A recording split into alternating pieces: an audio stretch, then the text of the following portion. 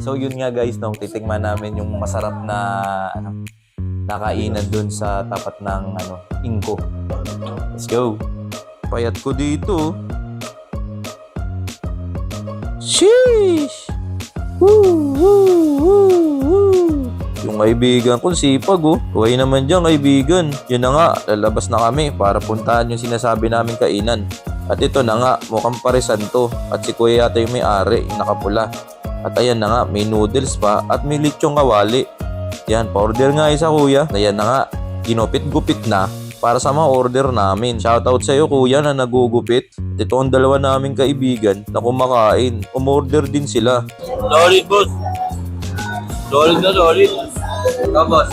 Solid, 50. Ito na nga pala yung in-order namin na pares. Ang sarap, ang sarsa niya. Pati yung sabaw, malinamnam din yan. At ang init pa. Sing init ng ulo ng jowa mo pag may toyo sila. Char. At ayan, kain na muna. Mamaya na yung kwentuhan. So yun nga guys galing lang kami dun sa Pares at may kasama pa kaming isa kaibigan namin. Nakisabay pero kakain na rin yung sa Pares mamaya. So ang sarap, panalo kaibigan. O dito yan sa bagong barrio Caloocan West, katabi lang ng Jollibee. O yun, punta kayo, magkano lang yun? 55 lang ba yung binana natin, magkano? Promo sila ngayon.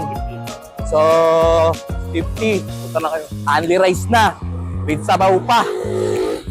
Sarap. Grabe. Panalo. Shoutout sa iyo, boss. Boss na nakapula.